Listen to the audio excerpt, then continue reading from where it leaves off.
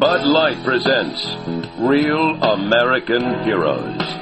Real American Heroes. Today we salute you, Mr. Losing Locker Room Reporter. Mr. Losing Locker Room Reporter. Wherever a semi-naked man is crying like a schoolgirl because he lost a ball game, you are there. So sad, too bad now. Why did they lose? Because some millionaire dropped the ball. A millionaire who needs a mic stuck in his face on national television. Oh, no. Go ahead. Wear your cashmere blazer to work. No one's going to pour champagne on it where you're going. They're just losers. So crack open an ice-cold Bud Light, oh bringer of bad news. You're not a big loser. You just interview them. Don't wanna talk about it. Bud Light Beer, Anheuser-Busch, St. Louis, Missouri. One to the dangerous Dante Bichette. High drive. Way back. And there's the storybook ending for the Rockies. The Rockies have won it on a home run by Bichette at last.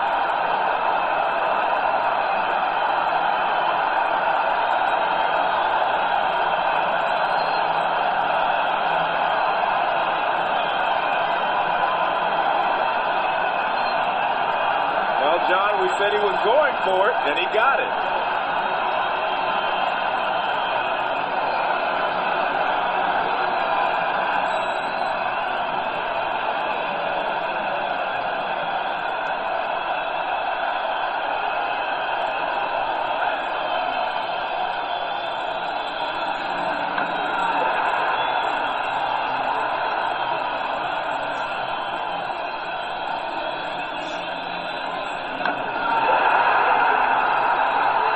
Must be fun to know when you hit it, it's gone. There was never any question.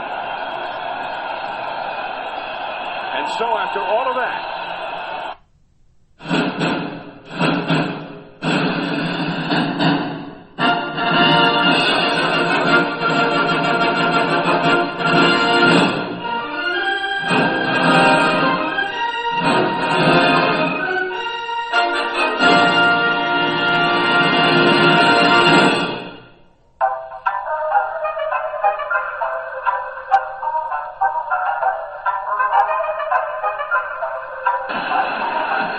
the next 2-2.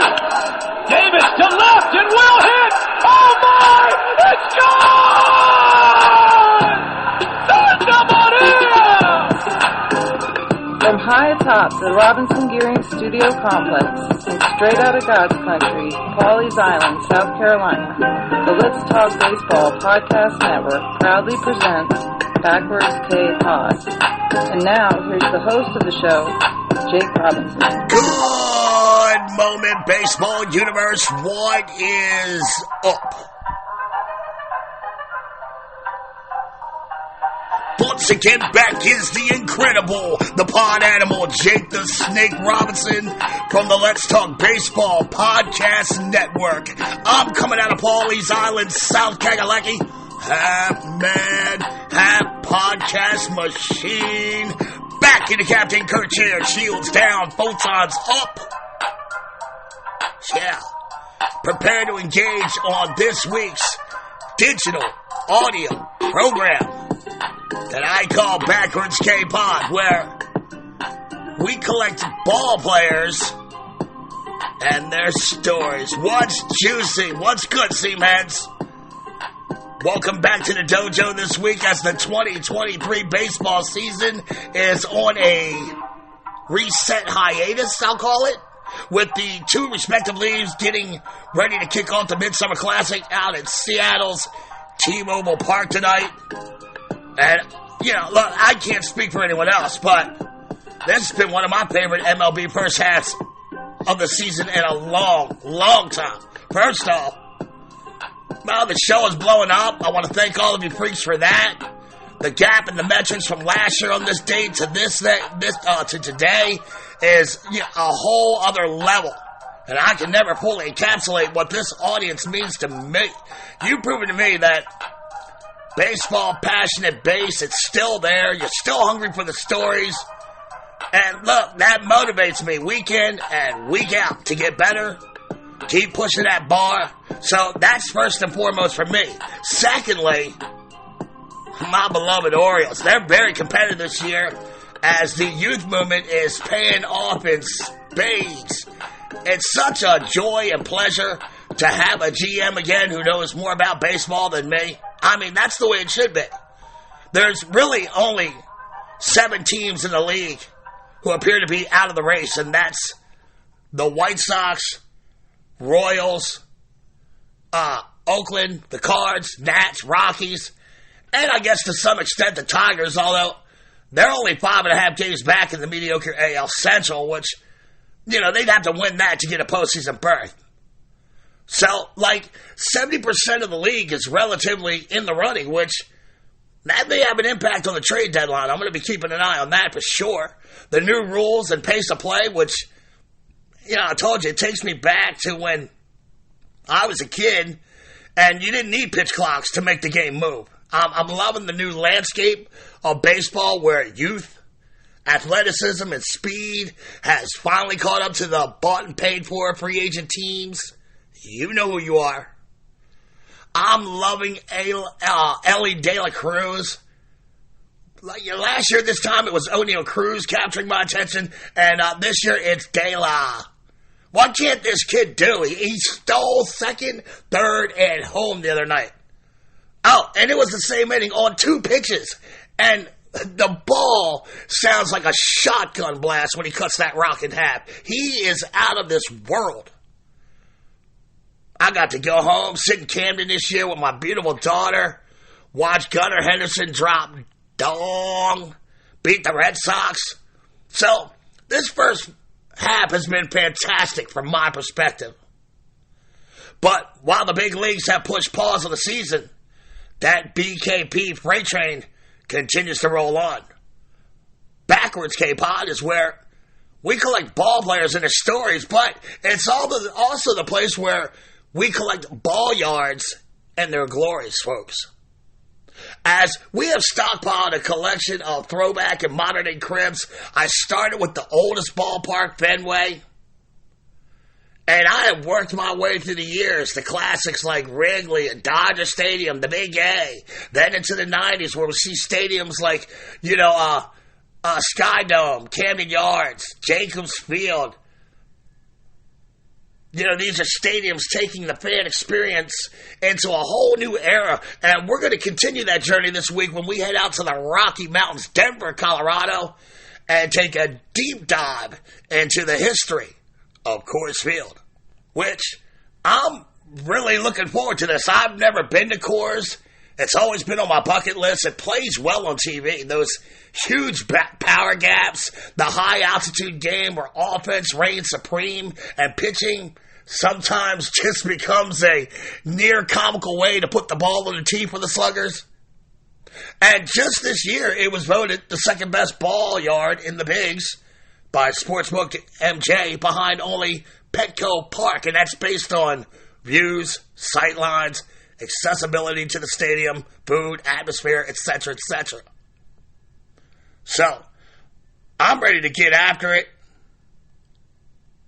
Let's load up our BKP time travel choo-choo. Clear this platform. I'm calling all aboard. I'm going to set our time and destination for October 16th, 1992. Throw a little Ozzy Osbourne on and head over the mountain to Denver, Colorado. Just once, folks. It's October in Colorado. As we will bear witness to the groundbreaking ceremony for this amazing home for the Rockies baseball team. And while we bend space and time to get to Denver in 1992, let's get a little background on how Coors Field came to be.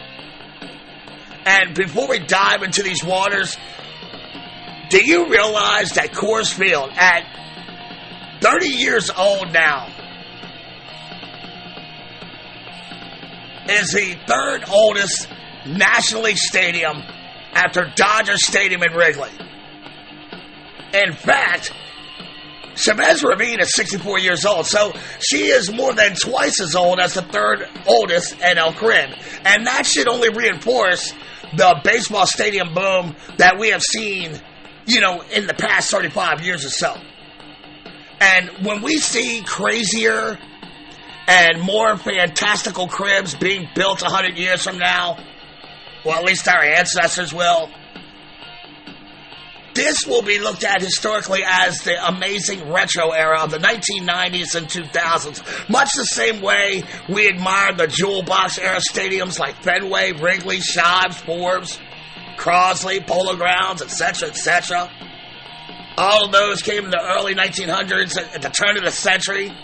And by the way, I would be remiss if I didn't tell the newbies that I got bios in every single one of those buildings I just mentioned. And they're all available in that banging-ass catalog of shows in my vault of archives. Anyway, back to Coors Field. It opened its door for business on April 26, 1995. The Colorado Rockies had joined the NL fraternity 2 years earlier, and they played those first 2 seasons at Mile High Stadium while Coors was being built. The 2023 season marks the 30th year of MLB baseball in Denver. In 1985, the National League was given the okay to expand by 2 teams. Several cities threw their hat into the ring, including Buffalo, Denver, Miami, Orlando, Tampa, and the District. And MLB was looking for 2 things in particular during this process. Number 1, they wanted virgin, unfettered territory.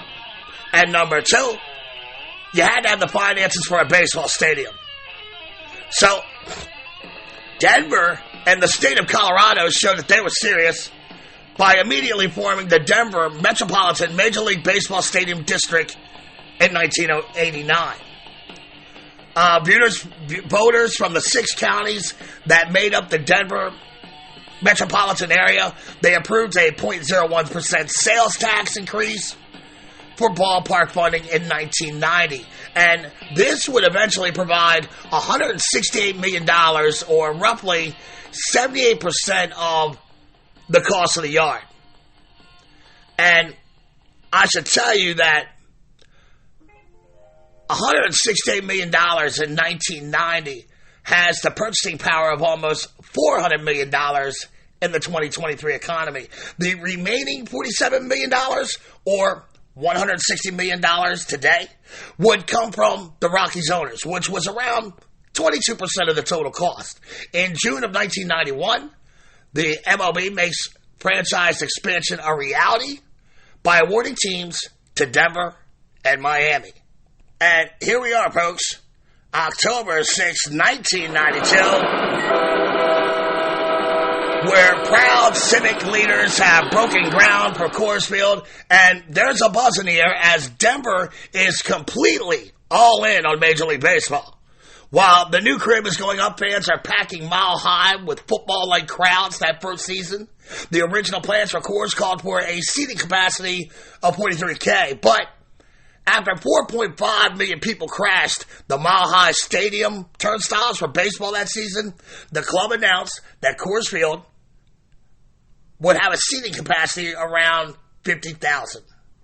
And I already told you, Coors Field, third oldest NL stadium, which just makes me feel incredibly old. But look, she was also the first baseball-only park in the National League to go up since Dodger Stadium 34 years before. And it was the National League's first new ballpark since Stade Olympique for the Expos of Montreal. That was back in 1977, and oh yeah, I covered that shithole in the Death of the Expos pod. But really, that stadium was built for the 1976 Olympics.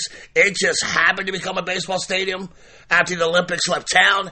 And, well, honestly, it eventually murdered the Expos franchise. Coors Field was being built by HOK, Helmuth, Abada, and Casabon. We've covered them a lot here as well. By this time in the 90s, they are the premier architecture firm for sports stadiums. They have been lauded for their progressive designs and their ability to use the surrounding environments to connect the city with the baseball experience for the fan. It was HOK that sparked the resurgence in ballpark design and construction when they forever put their stamp on the baseball universe with Oriole Park at Camden Yards in 1992. And that ended this, generic concrete donut monstrosities that had dominated the baseball landscape of the 70s and the 80s. The design of Coors Field recalls the same images evoked at Camden, and there are a lot of similarities from the many pics that I have viewed this past week. The mighty red brick structure surrounding her massive skeleton of exposed industrial strength steel that incorporates an old brick building to enhance the overall atmosphere. Camden Yards is one of the first to open up the outfield for a view of the city's skyline before the Hiltons threw their hideous hotel up beyond the grates, forever destroying that charm city view. But the Coors Field view has remained true since day one, as her design provides a healthy, breathtaking view of the Rocky Mountains in the distance. Hard-laid brick was used for the outer facade. A clock tower was built above the park's entrance. It's massive, and it's beautiful. If you get a chance, you should check out some of those drone flyovers on YouTube. Check that clock out. It's so old-school gangster. I fucking love it. It feels like Shive almost with the Connie Mack Tower looming over the entrance. The outfield walls are asymmetrical in dimensions, and its proximity to the Union Pacific Railroad tracks and, the sounds emanating from there. It just screams old school baseball.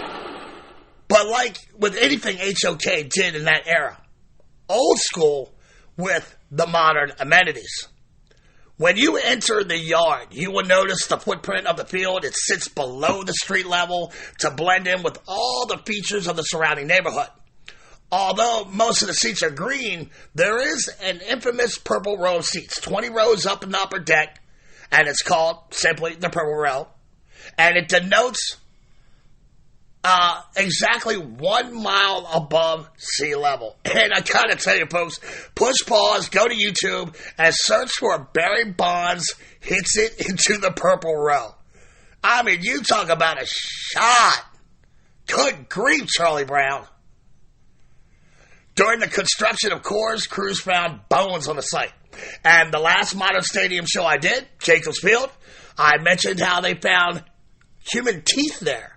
But there is a little difference in the bones that, that they found out in Coors, as the bones matched up to a plant-eating dinosaur, most likely a triceratop, a dinosaur that was common in Colorado during the Cretaceous period, which ended about 60 million years ago.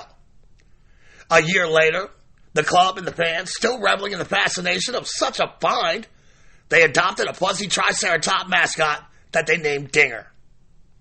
One of the prominent features of Coors Field is the rock pile seats. It's a 2,300-seat section located in deep, and I do mean deep, center field in the upper deck. And it's about as far from home plate as you can possibly get.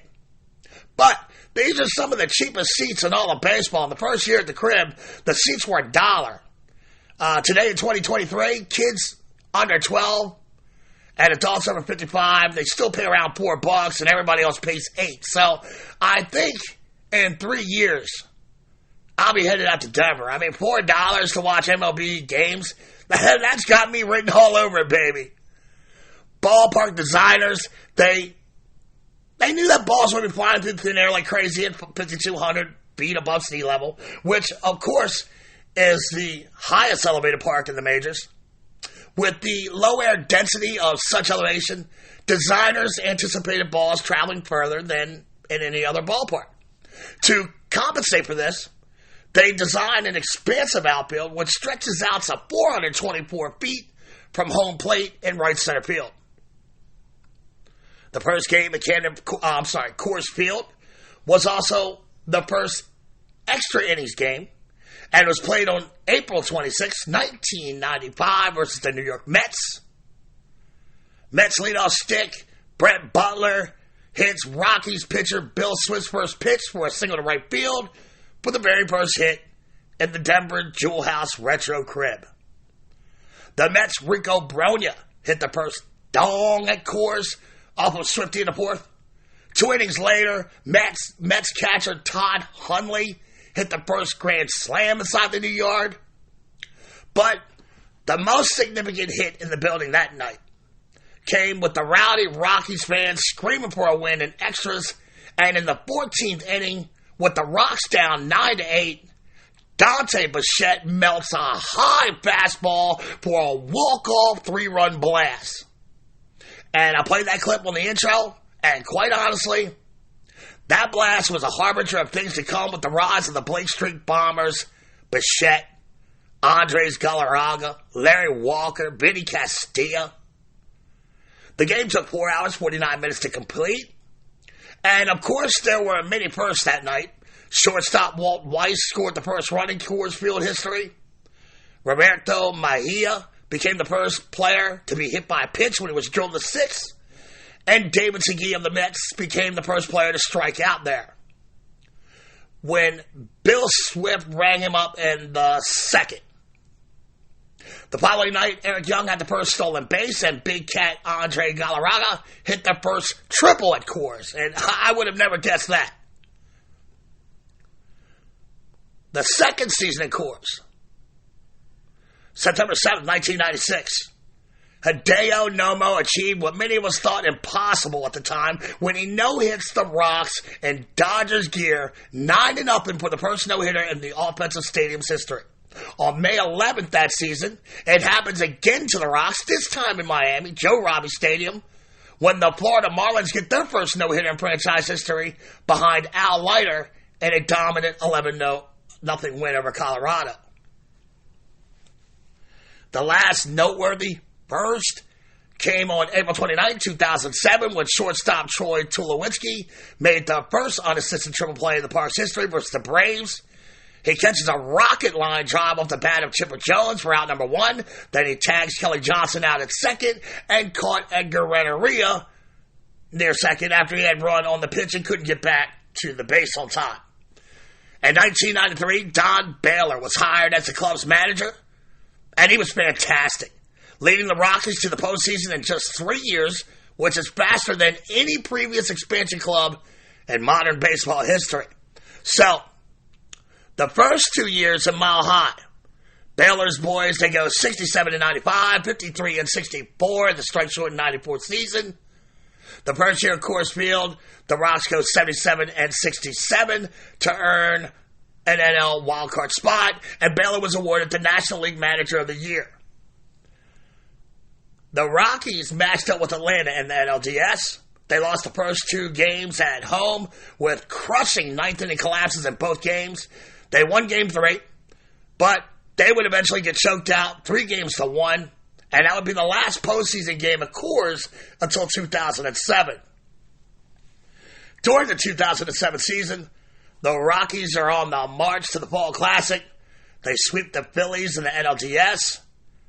In the series-clinching third game, Jeff Baker singles in the eventual winning run in the 8th, and closer Manny Corpus earned his third save in as many games to propel Colorado to the NLCS to face the Arizona Diamondbacks. They would sweep out the Snakes as well, with Game 3 and 4 of the championship being played at Coors. In Game 3, before a rambunctious, sold-out crowd, the Rockies get the W on the strength of a Yorvi Torrealba 3-run dong in the 6th. In the series clincher, with the crib packed to the gills again, the Rocks poured on the Snakes with a 6-run 4th inning. Now, the Diamondbacks would score 3 runs in the top of the 8th, but the explosive 4th inning returns would hold up as the Rocks beat the Snakes 6-4, and now they're headed to the World Series for the first time in their very short history. Unfortunately, that storybook run would evaporate into the Denver's thin air as the Fall Classic would see them match up versus the battle-tested and resolute Boston Red Sox. the Sox quickly took a commanding 2-0 lead at Fenway before heading to Denver for Game 3 on October 27, 2007. And the temperature when the game started was a brisk 45 degrees. Around 50,000 die-hard Rocky fans showed up looking for a miracle. But the red-hot Sox destroyed the Rockies 10-5 to take the driver's seat with a 3-0 advantage. So, with their backs against the wall, the Rocks take the field the next night looking to stave off elimination. Coors Field is again packed with a purple and black-clad sea of humanity. This time, it's a balmy 68-degree night in Denver. Fans are not wearing goose-down jackets, scarves, and mittens. The stadium is on fire, and the Rocks faithful are in a frenzy before the game. Unfortunately, the crowd is taken out early. When Boston takes an early 3-0 lead, that they would hold over the Rocks until they finally scored the bottom of the 7th run. At the top of the 8th, the Red Sox tackled some Geico with an insurance run. And the bottom half of the 8th, and with the crowd and team on literal life support, Garrett Atkins hits a 2-run shot to bring Colorado within a run, and the terrified Rockies fans have found their second win. They begin to believe, and Coors begins to rattle from the acoustics coming off the crowd. The fans begin to get louder, louder. Everyone in the building is on their feet in the bottom of the 9th. But there would be no joy in Mudville that day, or in the beautiful mountain city called Denver, as Red Sox closer Jonathan Papelbon easily dispatches the Rockies lineup in order for his 4th save in the World Series. And as Papelbon, Poppy, Pedroia, and that whole team of amazing players of the 2007 Red Sox are celebrating their 2nd world title in 3 years out there on the pitcher's mound at Coors Field, the 50,041 fans watch the celebration in horror and shock as they quietly walked out of the stadium for the last time that year. And from that very first crazy 14-inning game versus the Mets, Coors Field has rightfully earned her reputation as a hitter-friendly crib.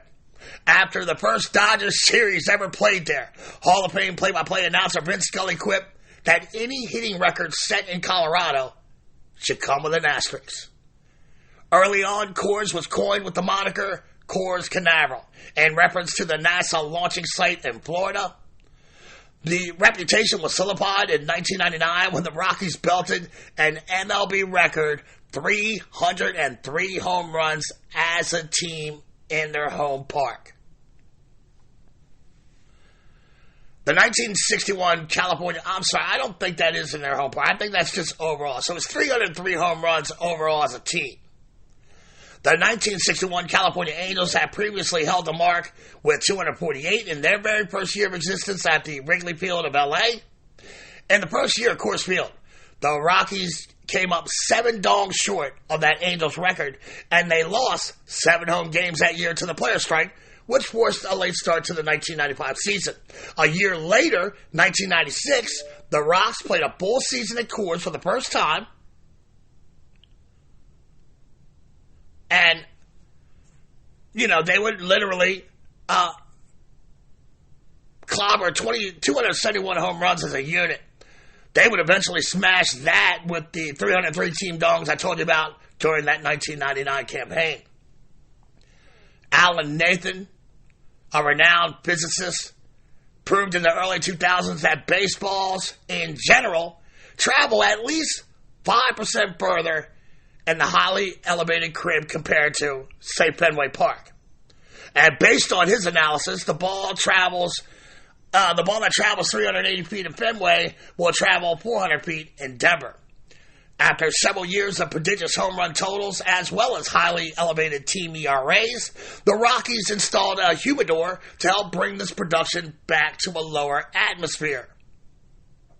And the idea is credited to former Rocks employee Tony Conwell, that noticed his boots drive faster at a high altitude, and he theorized that baseballs probably do the same thing. He began to think, if baseballs had more moisture content, they might not travel as far as a dried out baseball. He's a pretty smart kid here. So he sticks a couple baseballs in a humidor overnight. The next day, he walks to the third deck concourse and he begins dropping humidor balls versus regular game day balls from the third deck to the bottom level. And sure enough, there was no doubt that the dried balls bounced off the concrete much higher than the moistened baseballs. Conwell and the Rockies presented the scientific data to Major League Baseball, and the league gave the Rockies permission to install a giant $18,000 humidor to store their game balls. And the numbers show that the humidors do in fact curtail offensive numbers for the most part, especially in the home run department. Team home runs fell from 268 in 2001 to 185 in 2007, which was 10th most in the majors that year. So runs, they also dropped from 13.4 combined a game in 2001 to around 10.6 in 2007. So it has had an impact as the humidor keeps baseballs from drying out and shrinking. It is set at 40% humidity to compensate for the low density of moisture in the Mile High City. Rawlings, the official manufacturer of MLB baseballs, they suggest humidity of about 50% and 70-degree temperatures. The longest measured blast in the history of Coors Field came off the bat of Hall of Famer Mike Piazza on September 26, 1997, while playing for the Dodgers. A 496-foot dong that barely outdistanced Larry Walker's 494-footer, as well as Giancarlo Stanton's blast of the same distance that left the building on August 7, 2012. And while the home run totals have fallen considerably since the stadium's early years, it still remains hitter-friendly. From 2012 to 2017, the Rockies led all of baseball with runs scored at home. In fact, two of the highest scoring games in the history of baseball occurred at Coors. May 19, 1999, the Rockies and the Reds engaged in a 36-run slugfest combined. The Reds led 6-4 after 1. The Rockies tied up in the second at 6. The Reds, they get real belligerent then. They score 17 runs between the 4th and the 7th innings. Reds first baseman, brand new hitting coach for the New York Yankees, the mayor, Sean Casey. He went 4 for 4 with 3 walks and 5 runs scored. His teammate Jeffrey Hammonds hit 3 home runs in that game. The Rockies scored 12 runs that day, which... Now, look, 99.9% of the time, that should surely be enough to win. Unfortunately, the Redlegs, they scored 24. 9 years later, the Rocks and Fish, they celebrate Independence Day with a baseball shootout. But this time, Colorado comes out on top. July 4, 2008, the two teams combined for 43 hits, 35 runs. The first 4 Rocky hitters in the lineup, they go 16 for 22 with 5 home runs and 13 runs scored. The Rockies came to bat in the bottom of the 9th, trailing 17-16 before pushing across 2 runs to walk it off. As you can imagine, many a slugger has dropped dong at Coors Field. Todd Helton has the most home runs at the park with 227. Barry Bonds and his 26 home runs hit there. It's the most by an opposing player. The longest game in Coors history was actually not a high-scoring affair. It was a 4-3 victory over the San Francisco Giants. That lasted until the 15th inning, and it took 5 hours and 24 minutes to compete. If the cycle is your thing, you're more apt to see one at Coors Field over any other ballpark in baseball. And all, there have been 18 and counting since she opened her turnstiles in 1995. 9 by the Rockies, 9 by opponents. And this ties Coors, for the record, with the most cycles in its history, along with Fenway Park, which, folks, that was opened in 1912, a whole 81 years before Coors Field went up, baby.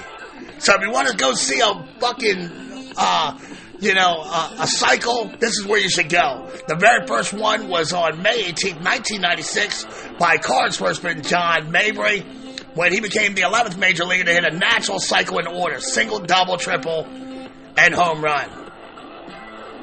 2 years after Coors opened, it played host to the All-Star Game on July 7, 1998. The AL pounded the NL 13-8 in a game that saw 31 hits between the two teams.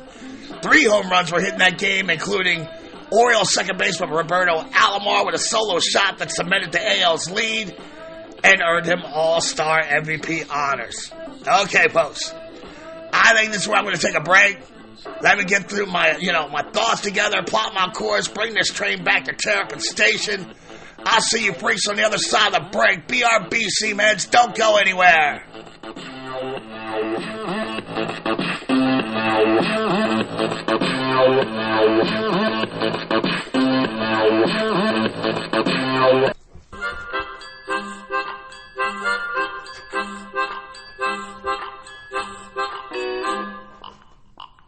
Howdy, y'all. This is Big Tex Gage Geek, executive producer of Backwards K-Pod. In Texas, we do everything big. After football and golf, there's probably nothing I love more than going fishing and enjoying a good crawfish boil. The only thing I dislike about going fishing is the lingering odor it can leave on your hands afterwards. Well, the Fish and Hand Cleaner is an all-natural liquid soap perfect for overpowering fish and bait odors from your hands. I can't tell you how many times I've eaten steamed crabs, lobster, shrimp, crawfish, and then washed my hands with regular soap, only to touch my eyes half hour later, and my face begins to melt off due to the damn Cajun Old Bay spices. Well, we also have a hand cleaner, specifically formulated to use after eating shellfish and other seafoods. Perfect for cleaning spicy, smelly hands after a Texas-sized seafood feast. In these cases, don't settle for anything less than our crawfish hand cleaner, our crab hand cleaner, or the fishing hand cleaner. An ingenious trifecta of natural hand soaps developed and owned by a disabled Navy veteran. He and Jake have a true connection, as they were boot camp shipmates all the way back in 1989. So he is family, folks, and one thing we do here at the Let's Talk Baseball Podcast Network is look out for family. So you can support 2 grassroots companies by 2 former shipmate Navy vets, crushing big bowls of shellfish for fishing on the banks of your favorite river while you listen to BKP. Sounds like a great day. You know, in fact, hey Mom, where are my poles? I'm gone fishing. There is also a buffalo wing hand cleaner in development as we speak. To check all of the incredible products of this great company, you can go to www.crawfishhandcleaner.com or call the home offices at 713-588-0290. That's 713-588-0290 to support the grassroots company that supports your grassroots podcast show. That's crawfishhandcleaner.com or 713-588-0290 to prepare for your summertime shellfish feast or that fishing trip you're planning. crawfishhandcleaner.com. Why you're not an MVP candidate, but I think Nolan will be. Does it bother you guys when you put up the numbers you do that people around the country will say, yeah, but they do play in Colorado? It does. And it's hard for me to come back and defend that. But I'll try. Here we go. Colorado is a very offensive park, but mostly I believe it's in terms of batting average. You know, it's a really big outfield. The outfielders are further apart. You know, the infield's relatively fast. There's some ground ball hits to be had. But there are lots of parks like that in the big leagues that have even smaller fences, you know. So it's not the easiest place to hit home runs. You know, our gaps are 390. It's not like well, they do that, though, because of the thin air out there and because the balls do fly. So they made it a bigger outfield. And there's no question the ball flies. But, you know, watching, you know, the Astros and where they play, I mean, that outfield fence looks like a Little League fence, especially when Aaron Judge is running into it. Right. I think statistically, Houston is better for home runs than Coors Field is. But there's a lot of other factors that make it difficult to play at elevation. You have less oxygen in the air. You're recovering about 10% worse than everybody in the league, which over the course of a 6-month season is going to wear you down. It's more difficult to play at that atmosphere and then go on the road and play at sea level. Like balls do things that are just a little bit different.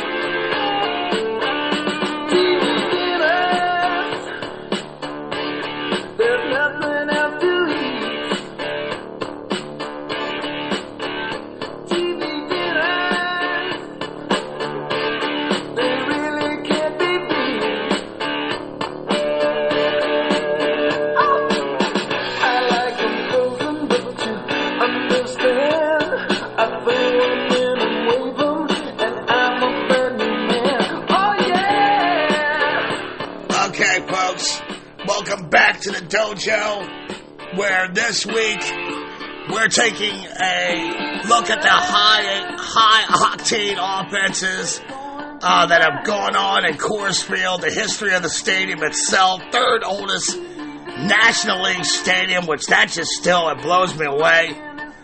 Now, a quick recap, the city of Denver, Colorado was awarded a baseball franchise along with the city of Miami in 1992. In 1993, the Rocks are playing baseball in the NFL Broncos house at Mile High Stadium. And the fans are packing that crib almost every game. 2 years later, Coors Field is completed, and the team is very competitive for a third-year expansion club. They are managed by Don Baylor, and their offense is led by the original Blake Street Bombers, a quartet of sluggers, and Dante Bichette, Big Cat, Andres Galarraga, VinnyCastilla, and Larry Walker.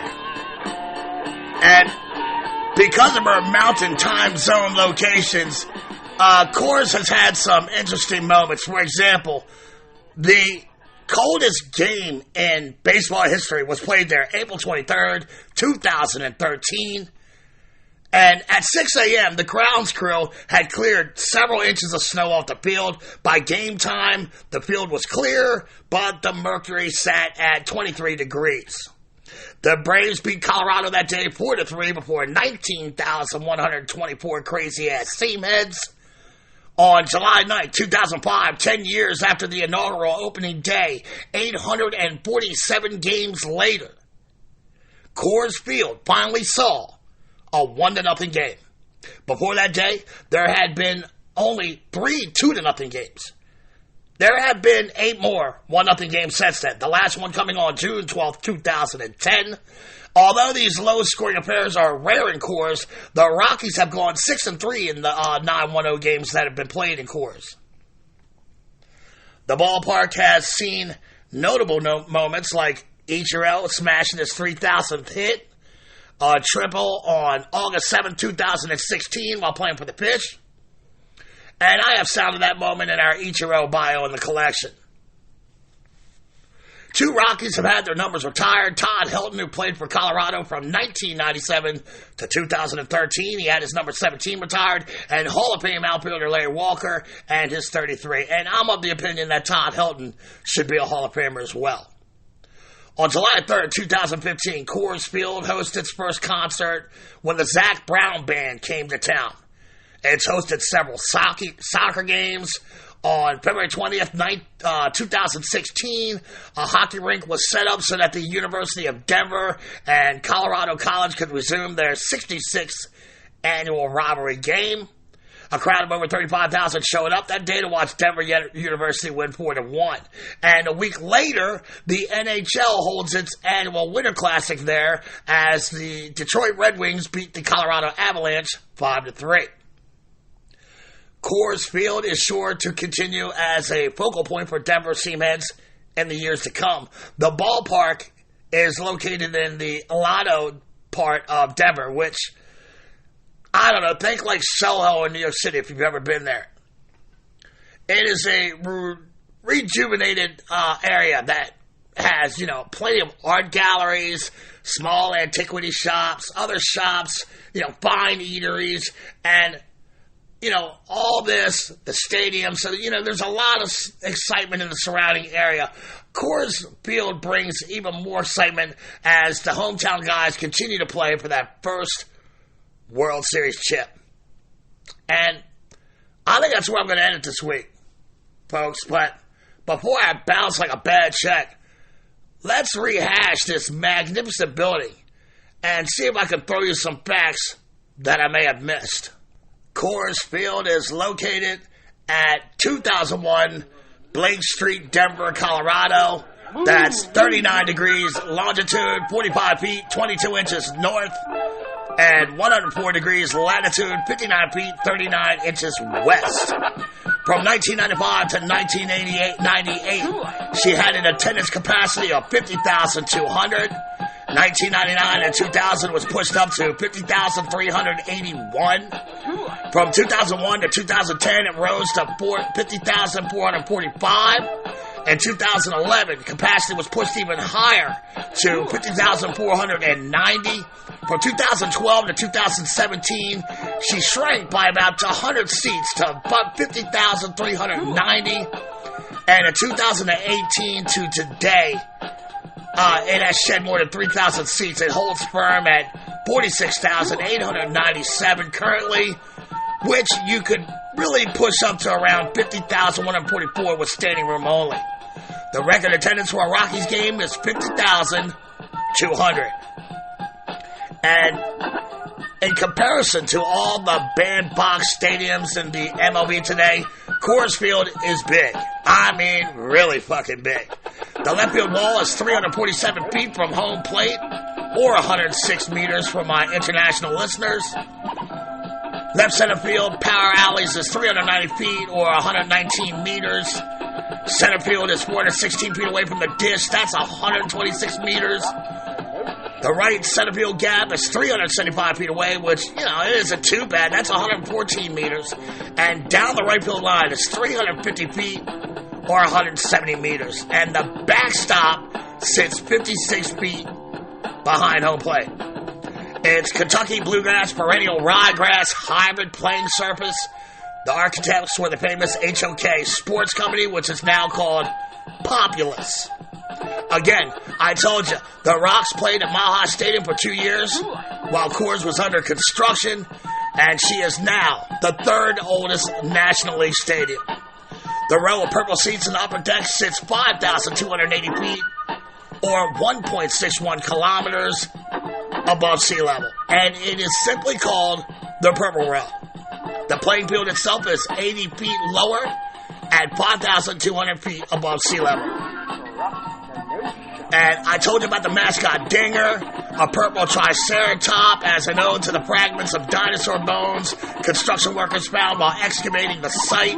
You can meet Dinger at every game. He is available for pics and autographs at the top of the third inning on the main concourse right below the infamous rock pile out in center field. The Rockies, they hold the Major League Baseball record for highest single-season attendance when 4,483,350 ravenous fans blitzed the turnstiles in 1993, their inaugural season when they played in Mile High Stadium. The Rockies also have the seventh highest attendance total in baseball history when 3,015,880 fans attended a baseball game during the 2018 season out at Coors. The Rockies have never won the NL West, but they have reached the postseason with wild card berths in 1995, 2007, 2009, 2017, and 2018. Their 92-70 record in 2009 is the best team record in franchise history. And it has a state-of-the-art heating system for the field with over 45 miles or 72.45 kilometers of cable that run underneath the playing surface to help melt early spring and fall snow, as well as keep the grass green during the dry summers. Elevation does have an impact on the pitching as well. Curveballs do not quite bite the way they do in other cities. Fastballs they get a little more hop to them. They get 3 to 6 more miles per hour because of the decrease in air resistance. The footprint of the playing field covers 2.66 acres of land, which is more than the average ballpark, which sits around 2.49 acres. And last but not least, Coors Field was made with 1.4 million bricks, each one engraved with the words Coors Field engraved on them.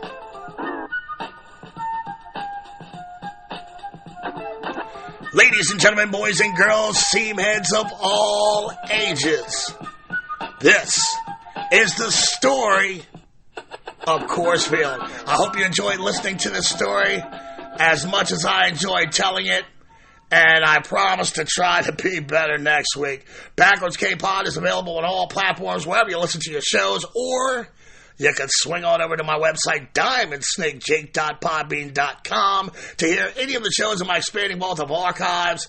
And, man, that stadium wing of our collection is getting pretty fucking stout.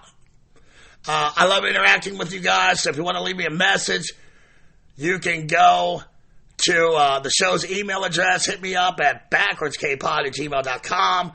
The show Twitter handle is at @back_K_podcast. My personal line is at JRobbie1. That's JROBBIE and the number 1. The YouTube channel is Backwards K-Pod. But, look, if you really want to hunt me down, I ain't hard to find. I'm usually hanging out with all the C-Meds on the private Facebook group page, the Let's Talk Baseball Podcast Network. Answer those questions, come on in, and go crazy, folks. Go crazy. I hope you enjoy the All-Star Game festivities that are, set to pop off. The Home Run Derby was very entertaining. I don't care that my boy Rockstar didn't win, but, he put on a show last night, and honestly, I was like a proud papa watching his youngin' amaze and astound.